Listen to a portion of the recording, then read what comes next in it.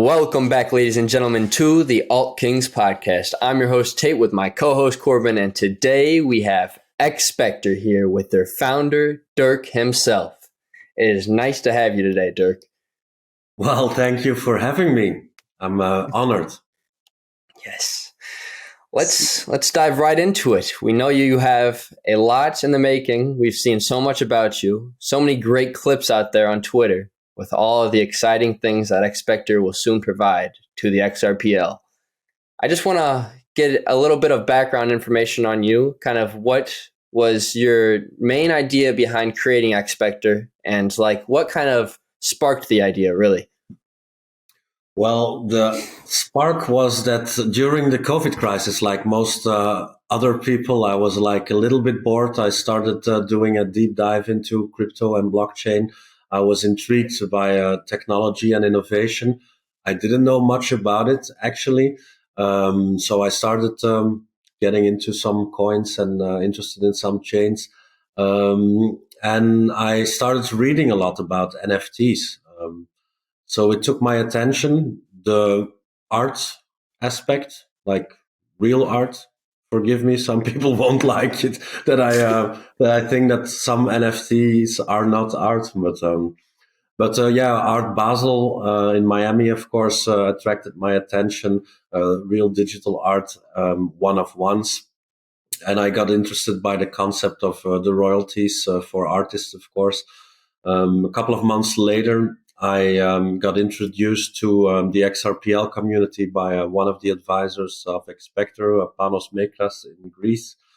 And he pointed out to the projects building there. I started investing in quite a few of them.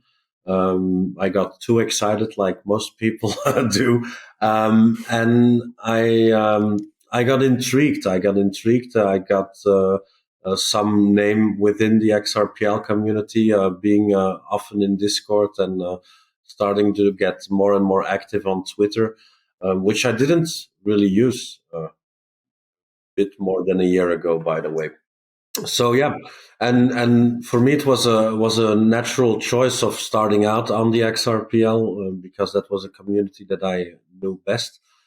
There was no intention of starting my own project until a couple of months later, when, of course, like everybody that gets into projects, is focused on the charts and prices going up and down and getting frustrated.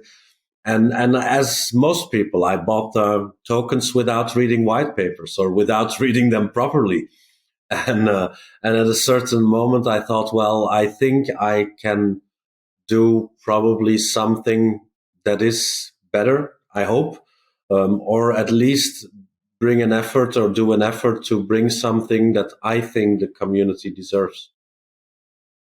And the idea was born. It started out, again, I have said it many times, like two friends, like you guys, in a bar.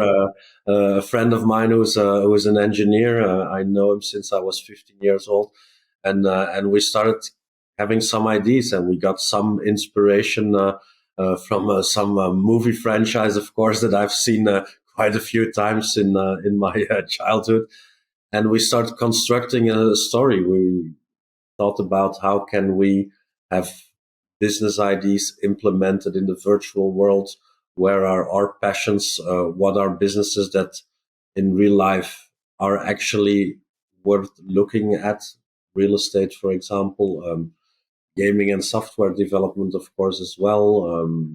Gambling was one of the ideas, which is a little bit of a legal challenge, but not impossible. And then, we started out the project. Our initial designs were like 2D, rather strange figures of agents and so on. We recycled them.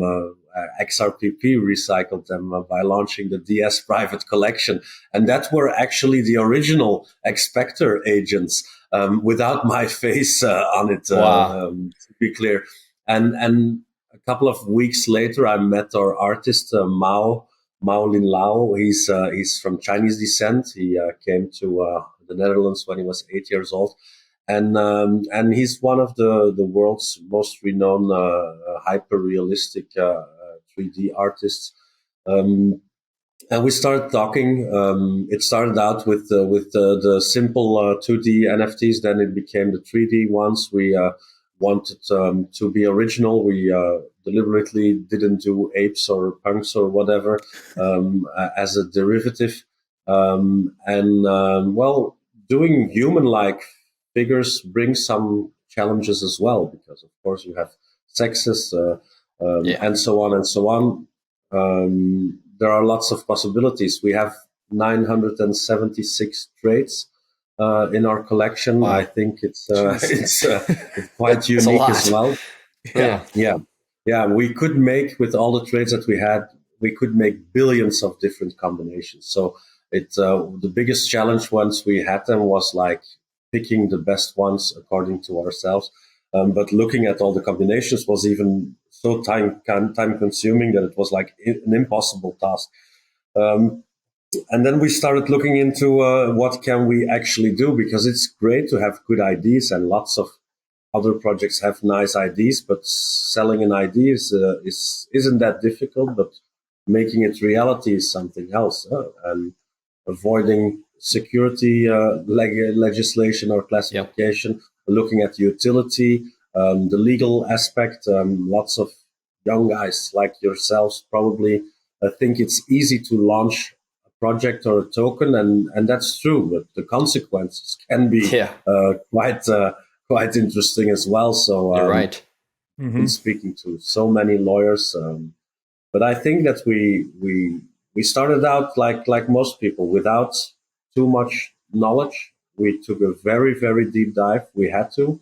In a short time, we had to expand the team with lots of people. Some people came, some people went. I think after 10 months now, almost, that we are starting to really streamline. But it started out with a blast, when we started out early. Well, we officially announced the 1st of April. I like satire, and I thought people would think it was a joke, so I thought it was a good day to launch. Not everybody agreed. And then we April really Fools. kicked off somewhere at the end of April, doing our IDO on the XRP ledger. Quite successful as well. Lots of people that are well into the XRPL and well into NFTs. They told me that we wouldn't be able to sell 1/5 of what I intended to sell, and in 5 weeks we sold almost everything that we had in mind. So 3.5 million XRP. It's impressive. Congratulations. And Celsius disaster. Well, quite an achievement. And so it started. So we did lots of cool stuff in the beginning. We had the biggest billboard on Times Square, the Times Square takeover, it's the biggest one on Times Square. So it was interesting to see people react on that. How did that go? Launch party. Yeah. Well, it was good. Yeah. Well, it's people ask me, do you really think it's worth the investment? And of course it is. Otherwise, I wouldn't have done it. But do you think that people walk on Times Square and see it and start buying your NFTs or your tokens? No, not at all. But it's all about creating, being creative, creating, making content. And I think that we consider ourselves as a very serious gaming software development company, but also way more than that. I think there are lots of similarities with the movie industry, for example. And that our role is also some kind of entertainment and make people have fun or a good time and having fun in Discord and amuse them with the content that we release. And that's how you create a strong community, because you make friends. And I've met very interesting people. I've met you guys, of course, not in real life yet, but hopefully soon. Yep. Yes. But it's a challenge, and I like a good challenge. It's not easy. It's way harder than I thought it would be. It's like cool. It's again, the technology, the innovation. I've never felt as dumb as I did in the past 6 months, meeting real developers that really know stuff. I went to law school because I wasn't like a great mathematician or or a coder or a cryptographer or whatever, So yeah, cool. I'm really happy that we started it. I have been floating between anxiety and euphoria, and the more you realize how big it became, the more I have like the feeling of responsibility to the community as well. People are counting on us that we deliver something nice, and it's a big responsibility. But I'm the more I see and the more I see evolve, the more confident I am that we are actually doing something very interesting and probably something that nobody does or has done before. And well, yeah, I don't know. I have to be careful what I say, but we have the advantage that we can look at other very successful NFT projects on other chains and what they did right and what they did wrong. And it's easier to steal some ideas. We're not inventing the warm water or the wheel or whatever, but we are bringing some aspects of several projects together, and we want to fine tune it and make something out of it. I don't see anything wrong with that. I think that people pick and pull from a lot of other people's ideas all the time. And as long as you're able to get some sort of creativity from those ideas and then implement them into your very own, I see no wrong with doing that, because you have to think about it. It was a quote from, I don't know, Steve Jobs or maybe Bill Gates that I can remember from when I was younger. And he said exactly the same. So that's probably the way to go and to make great things. Starting from scratch isn't that easy. Not at all. And considering how big you want to expand your metaverse to, you're going to kind of, have to, pick and pull a little bit. Of course. Because like you said, you're not trying to reinvent the wheel. Yeah. Stink. So there's how many xSpectar agents out there currently to date? Well, the total collection, the Genesis collection, is 8,888. Yeah, thought so. We're the only collection that's sold out on the XRPL.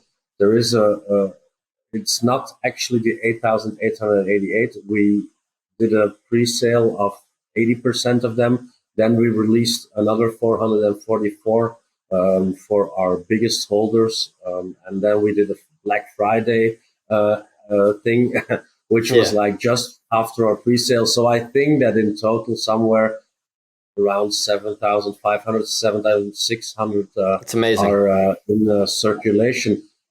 Keep in mind that we are on the XRPL. It's not OpenSea or Ethereum or Solana. Yeah, it's not the biggest yet. Yet. Well, yeah. I know that what you're doing is very important to the XRP ecosystem, just because it's going to bring a lot more eyes to seeing it, just to the ecosystem as a whole, because a lot of people are going to realize that these things that are being developed aren't just being developed on Ethereum or Solana. They are also being developed on other chains. But it takes a lot of money. And I'm really just curious about not necessarily the investment put forward, but how you're able to sustain the investment on a month-to-month basis to, one, develop a whole entire metaverse, two, to have all of this in real life production that you're also putting forth. It really fascinates me how much time and effort and investment that you've put forth into this. And that's why I really applaud you for that, because it shows in your work. Well, people think that I make a lot of money by doing this. Well, I can promise you one thing. It takes a lot more. It's the other way around. I never had a hobby or a business that drained so much money than this. But again, you have to invest to build something. Yep. How do you do it? Well, we have done a very successful IDO. And we focused in that period shortly after on community building. And apparently I'm a good marketer, or our team is quite good at marketing. And again, that's the entertainment factor and the community feeling and the building. That's Web3, I think, building from within the community up instead of top down. Being very available as well. If you, I don't count them, but if you see how many tweets we put out, It's maybe a little bit of overkill if you count all my replies on everybody. Almost everybody that tweets something to me gets a reply. So you can imagine, and I'm doing that while I'm working, while I'm eating, while I'm sleeping, just not to miss something. Yeah. So we had like first IDO, community building, then we were of course focusing on the metaverse. I was in good contact with our CTO Neil, who had his own project, Combat Kanga, on the XRPL. Um, he became our CTO. We did a merge with Combat Kanga, which is a part of the xSpectar group. He had a very interesting idea regarding a marketplace, multi-chain or cross-chain, connecting it to the metaverse, seeing it not as an NFT marketplace, but as a e-commerce platform that is crypto enabled, some kind of Shopify, but with crypto and NFTs, for example. So no code needed, launchpad, incubator, all included. And as you said, we have developed lots of things that we built for xSpectar. The metaverse is, of course, the metaverse, and other projects and people can be included, businesses hopefully as well. But like the Discord mods, the Discord bots, the all the exchanges that were listed on 10 centralized exchanges, by the way, in 9 months. Wow. Impressive. So once we have our platform ready, the backend, we will launch our native marketplace on xSpectar one of the coming days. Very simple, two big advantages. One, you can make and create and accept offers in xSpectar, not only in XRP. The second thing is that we won't charge broker fees. So only xSpectar NFTs will be traded there. But as an incentive, we don't charge broker fees. Why? To attract more people to our website. We want to be a premium trading platform for our own NFTs. Our website is being revamped as well. I hope it will be ready by the end of next month. We release some images or some graphics.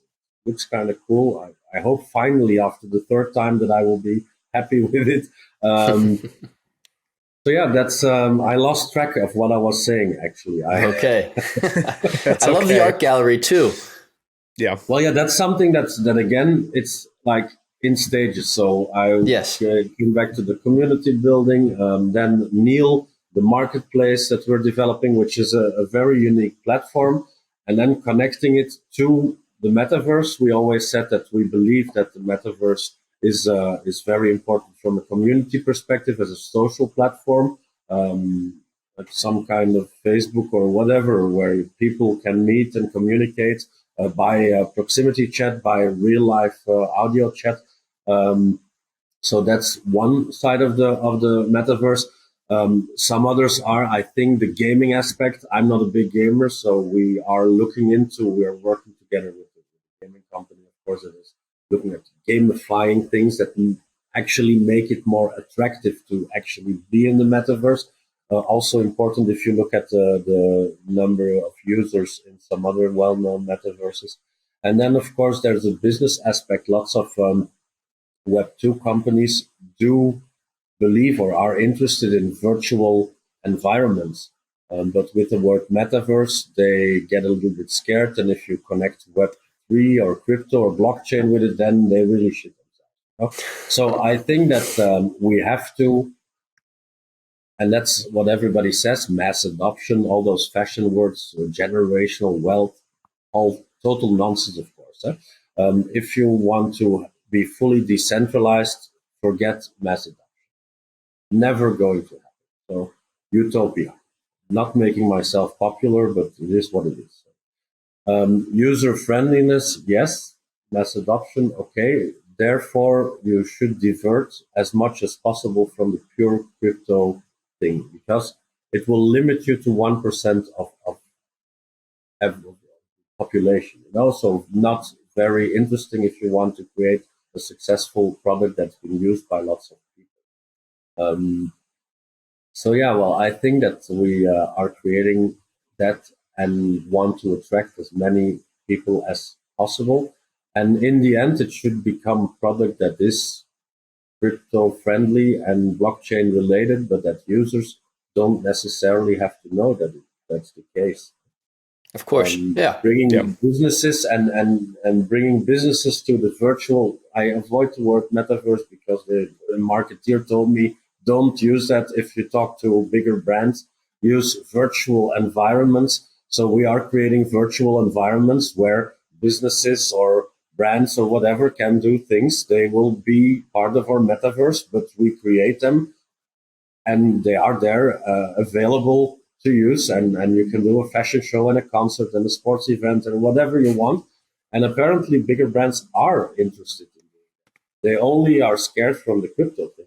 Of course, if you use it as a Trojan horse and you put that to the availability of brands, companies, and they like it and it becomes more and more successful, well, then it's probably way more easy to get them to the platform as an e-commerce platform and trade physical assets for crypto or NFT things to be able to sell them.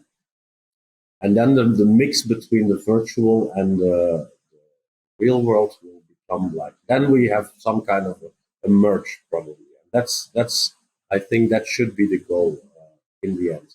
Or a virtual art gallery, the XS Community Hall, long name, is a good example. We call it episode 1 of the metaverse, as we decided to release in several stages. Otherwise, we have to say, well, guys, wait 2 years and we'll see you. So it's the first building that we created.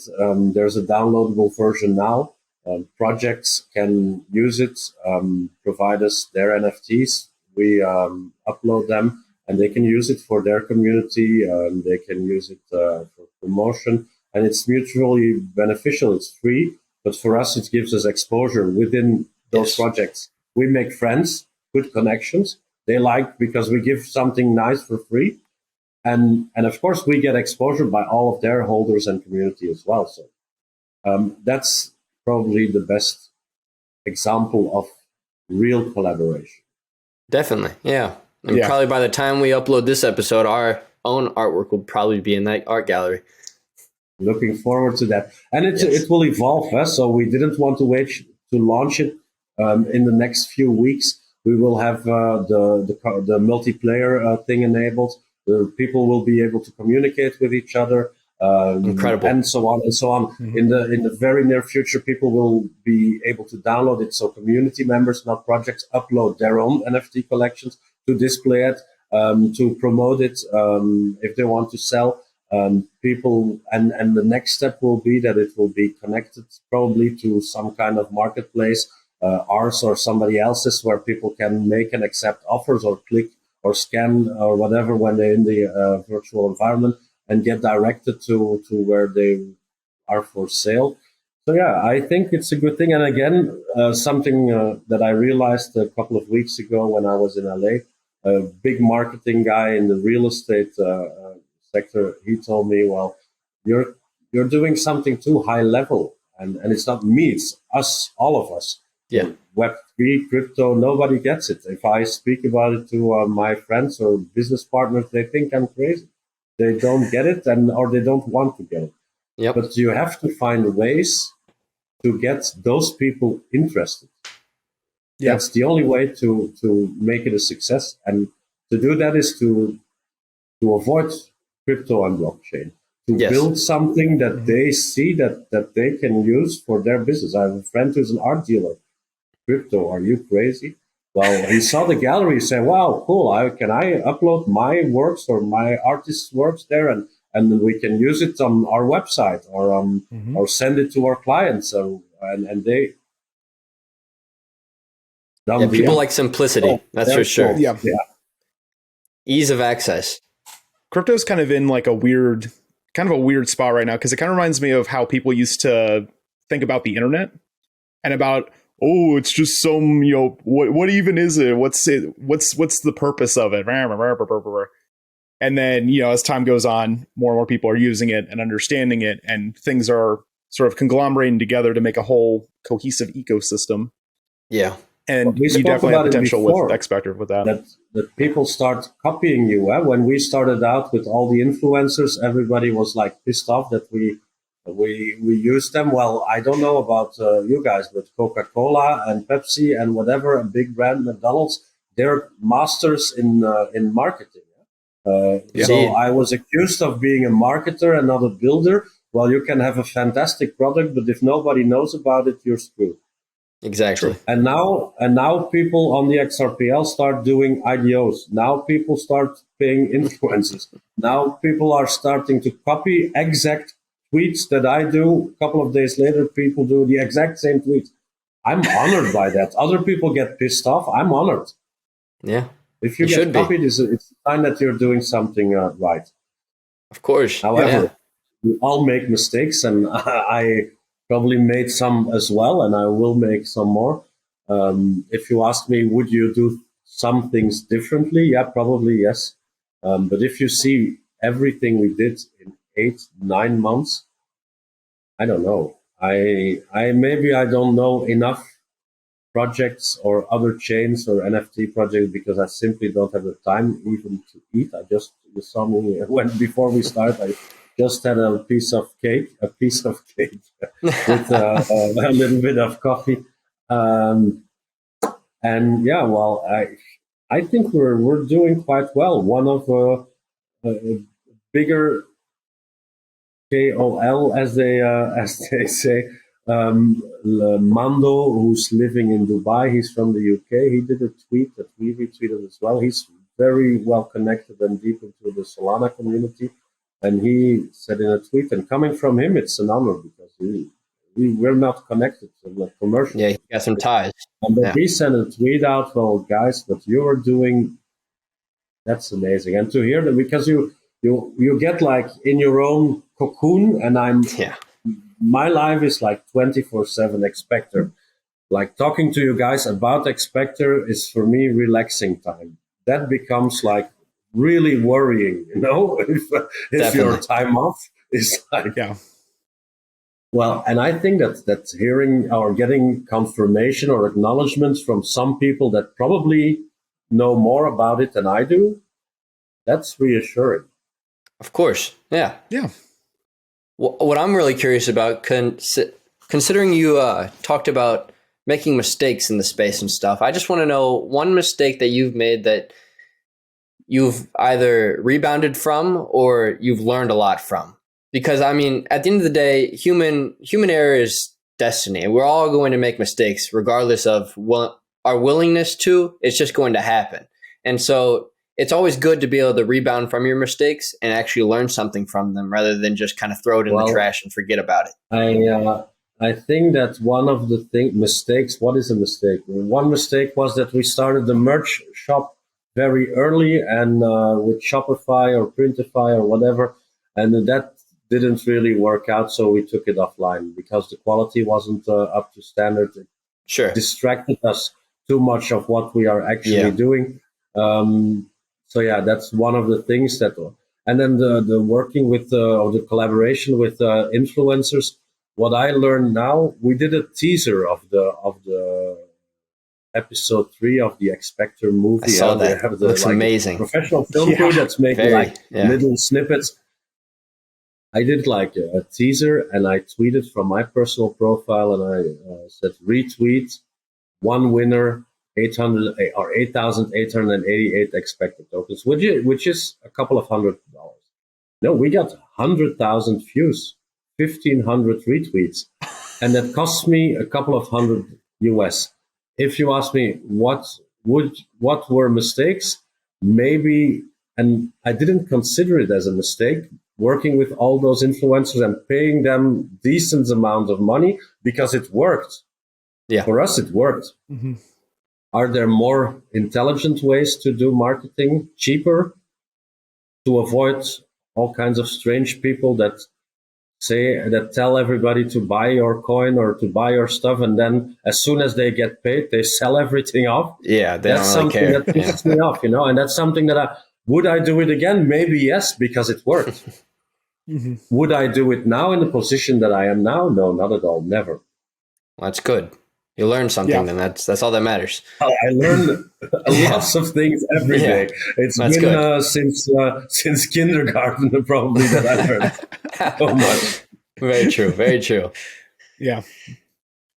So, yeah, all right. Yeah, you go. I have one other Yeah. question, but you can follow. Yeah, no, go for it. Go for it. Go for it. So I'm just really curious. I mean, we all know there's more metaverses out there, considering besides just xSpectar. There's other chains as Ethereum who have Decentraland and Sandbox as well. And I'm just curious how you're going to be able to compete on their levels of just how they're scaling their metaverses, really. How will you be able to one up them and make yours more unique? Well, I think that the approach is different. The community is strong. We're on the XRPL, which is a big difference. Yes. We're using The Unreal sustainable Engine, side is there. Unreal Engine instead of Unity, which brings as well a couple of challenges with doing that. But I think that it's with focusing on the quality, the hyperrealism, and the brand awareness, or the bringing brands or companies to the metaverse, I think we stand a chance. Will we be the biggest? I don't know. Will we be better than this or that? I don't know. But Sure. there will be several successful metaverses, Of course, each one with their own specifics. Community will determine a lot. And again, we're not as much focused on the gaming side. It will be a game. Every metaverse is a game. Yeah. It will be. If you ask me, how do you see the metaverse? To me, the metaverse, or our metaverse, is some kind of search engine, a virtual world that connects the end user to everything that's on the internet. And again, everybody is a marketeer, or should be a marketeer, because if you don't produce actual products, if you don't create something from scratch, what are you doing? You are promoting something. And what will we do? We will try to get a strong community of people that interact, and businesses that are in there, and that reinforces each other. And I think that's again, that's something that's all a you little need. bit of a different approach. I'm very confident that it will work, but let's see. I know that what we are building is something huge. Again, to go back to the time frame and the milestones, we've been speaking about the IDO, the build, the metaverse. We have a different approach on lots of things. First of all, the influencer, the IDO, and all the exchange listings. Some people ask me why. It costs a fortune. You have liquidity on their market makers. Well, of course, but if the market sentiment changes and you are available on all these decent marketplaces, well, everybody has access to it. And that's something that you have to do during a bear market, not in a bull market. You can get better deals as well with the exchanges. Very true. I can give you a piece of advice. And our approach is different. Again, with the e-commerce platform, our pre-sale of NFTs. We didn't sell NFTs. We sold JPEGs that we call digital assets that were for sale in XRP on our own website. They weren't tokens at the time we sold them. They were pre-sold in-game digital assets, non-tradable, not non-fungible, not a token, period. So that has some interesting aspects from the legal side as well. Yeah, I like the way you worded that a lot. Yeah. Because that really pulls away from like security laws and stuff, and it definitely makes a lot more transparency when it comes to regulations. We have to keep focusing on utility, of course. But yeah, I think that, and probably Gary will disagree with me, but I think that lots of people building in the NFT space are, well, what we are doing within the metaverse is pre-selling in-game assets. Sure. And if you ask me if that is that the security, well, I don't think so, and my lawyers don't think so as well. What if I go to a Mercedes-Benz dealer and I sign an order for a G-Wagon, and there's a high demand? I know because I did, and you have to wait a year to get it. Well, I can't wait a year for a car, so I have the order, and I say, well, I don't want to wait, but I know a friend of a friend that really wants to have one, and he missed the slot within a year, and he has to wait 18 months. So he wants to buy my order. So he gives me 5, 10, 20 extra to get that order. Is the car dealer selling securities? It raises an eye. It's a good question. Yeah. Ooh.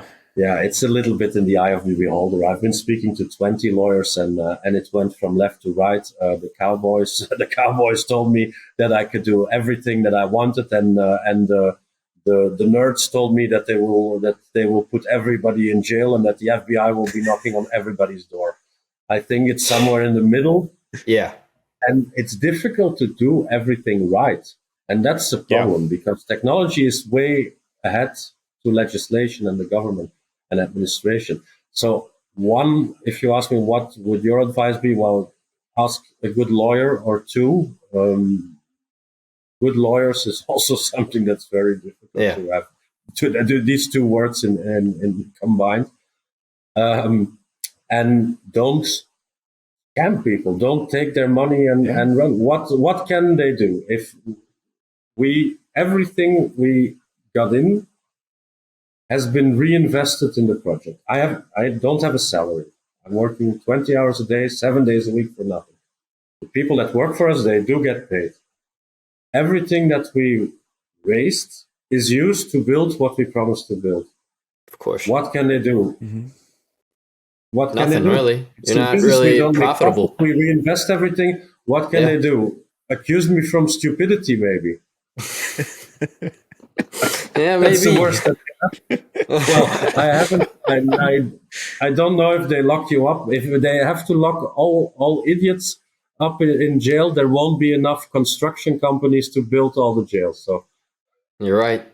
Yeah, if they went that route, just locking everybody up, there'd be no point in any of this. And there'd be no point in Web3 at that point. And you try to inform yourself, and if you have the proof, I don't want to go too much on the legal side, but if you have good intentions and you try to keep your promises, and if you have proof of communication with lawyers that at least you are trying to do the right thing, and if nobody can tell you what the right thing is, what should we do? Lay in our bed and wait until the sun rises? No. I don't know. And that's blocking technology and innovation. So, I'm curious to see where that goes.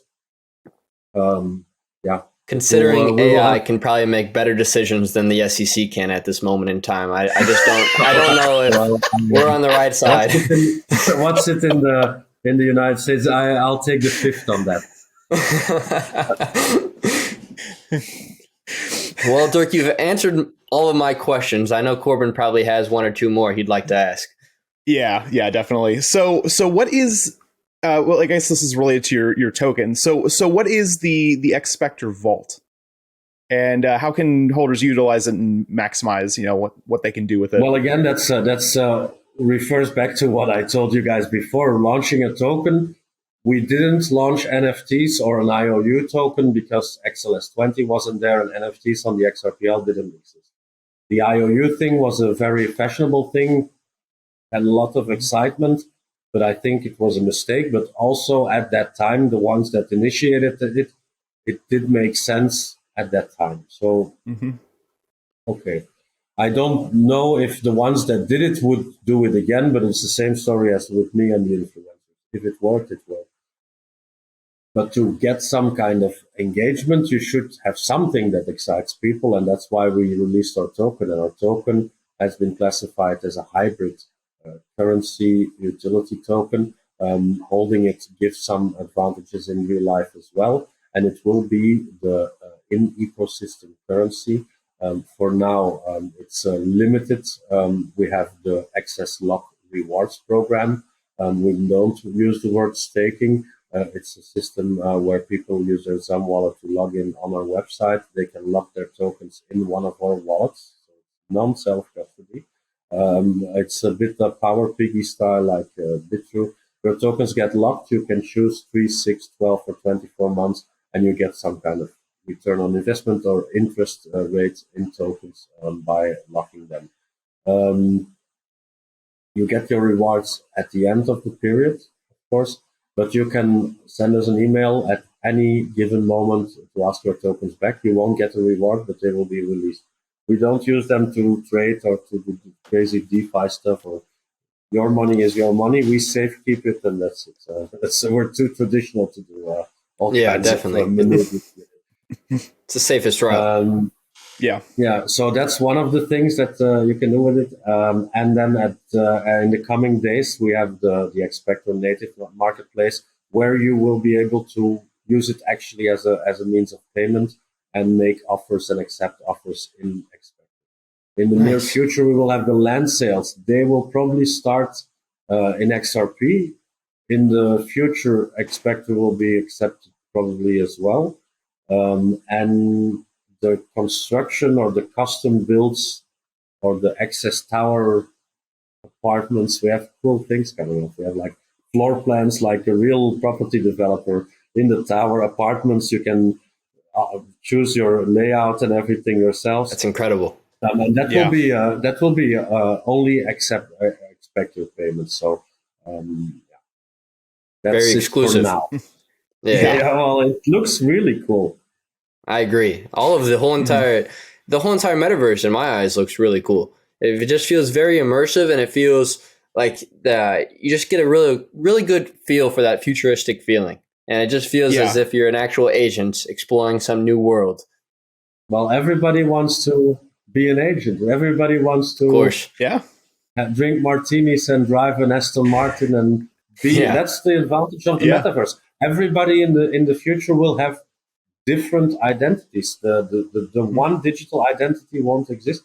People will be able to have different identities, and I always say that probably the pharmaceutical companies should worry the most, because people won't buy Prozac or Xanax anymore. They will go into the metaverse and have fun. And I think that if there is a good connection, and if you are willing to think and to work, because I'm not, the passive income thing, I'm not a huge believer, but the active income thing, yes. We offer you a platform where you can, if you are creative and if you use your intelligence, where you can create an alternative source of income by doing things, by doing business, by making connections. Or NFTs are actually not the actual avatar. It's a membership card to an exclusive society. And incredible. I think, and they will have lots of advantages, by the way. We got some questions by our community members in the past few days. What is the utility? Well, we have the in real life events where you're VIP, this and that. Lots of people, of course, they can't travel everywhere. So I get that that's probably not the most important thing. But within the metaverse, bringing businesses to the metaverse, again, if we succeed in doing that, and I'm confident, we have been in contact with VaynerMedia, for example. They showed some interest, limited, but cool. They made contact with us. It's a start. It's a good start. Yeah. Well, if you can bring, so our holders will always get benefits. The NFTs, they will be able to get discounts. They will be able to get first access. There will be environments or places where they have only access. So it's a VIP pass. And hopefully, if we can get bigger brands and businesses to the metaverse, if there is a concert or a fashion show or some whatever educational thing, we will always try to give our NFT holders free or discounted access. So everybody else has to pay, and you will be able to get some kind of advantage, depending on what it is. Can't make predictions. The ideal scenario should be that everything that's get organized and that people from outside have to pay for is free for our NFT holders. Can I promise that? Well, no, because we have to see who is coming and what they will be doing and how good we are at negotiating. But that's our intention. Yeah. Couldn't have Very said cool. it better, Dirk. Yeah, absolutely, man. That's why I went to law school. Very well spoken. Indeed. Yeah. I actually, yeah, sorry. I have another question about the metaverse, just kind of in general. Well, not in general, more so a game engine question. So you had mentioned that you had went from Unity to Unreal, which I think was very smart on your guys' part, because you're aiming more for the photorealism side of things. And I think that's really what Unreal is trying to aim for in general. All the ray tracing stuff, it's ridiculous. But how was that transition from Unity over to Unreal? Was that difficult for you guys, or was it? We didn't transition. Our artist is an expert at Unreal Engine, and we never made the transition. We decided from the first moment on to build with Unreal Engine, and we have been speaking to some other projects on the same chain, so on the XRPL, that chose to build on Unity, and we tried to reach out to them. We even made propositions to build it together or do whatever. It's a bit crazy, of course, if everybody starts building their own metaverse. We would be very happy to have you guys in there and to have lots of Hedera projects in there as well with their own. That'd be incredible. That would be awesome. And they can all meet. That's the so why would we have to build 10 different metaverses? It's crazy because it's 10 times the investment. It's better to flock together and to build something together. But that's, again, utopia, as you guys know as well at your young age. Humans aren't designed to be very rational or collaborative, or most of them are very egocentric. And so, yeah, well, we do what we do. Something that is human psychology. There's the prisoner's dilemma. You should look it up on that. Well, it's an interesting thing about human psychology, and see how people react when they think they get advantages and when they think, and in the end, everybody screws everybody. So that's the end thing, and that's a bit worrying, but it is what it is. We'll try to make it better. We have always a reaching hand to everybody. We did lots of collaborations with other projects, giveaway, follow, retweet, whatever. And again, every project that is interested to get in our community hall art gallery, to upload it, there's a form. You can always contact me, DM me. Whatever you want to know, I will try to have time or make time to answer and to see what we can do together. You're incredible, Dirk. That's all cool. I can really put it at. I mean, you've blown us away with everything you're providing. You have to cut this, and I will show my family that somebody thinks I'm incredible. Oh my, I can guarantee a majority of those agents out there do think you're incredible as well. But I can say you've really blown us away with everything you are providing so far to the XRPL. And I don't think it's just going to be the XRPL from what it seems. It seems as if you're willing to really immerse this metaverse with more chains than just XRP. Because, I mean, there are a couple other cryptocurrencies out there that are as sustainable and eco-friendly as XRP. And I think if you are able to emerge them as well into the metaverse, overall, you're just going to bring more growth and more expansion to your very own ecosystem. And so overall, that's really smart. And I just want to leave it at thank you for coming on. And if there's anything else that you would like to say to the people watching this podcast, by all means, now's the time. There's a lot that I want to say. Of course, I know there probably is. And there's a lot behind the scenes that are being built on. No. Thank you guys for being here. I hope to be back one day very soon. It was really a pleasure to meet you. Thanks to our mutual friend Eric as well. So yeah, I'm always available, and let's see what we can do together and what we can build. And as I always say, strong together. Yeah. Awesome. You heard it here first. Mm-hmm. Thank you. Of course. Awesome. And ladies and gentlemen, with that being said, this has been the Alt Kings podcast, and we'll see you next episode. Peace.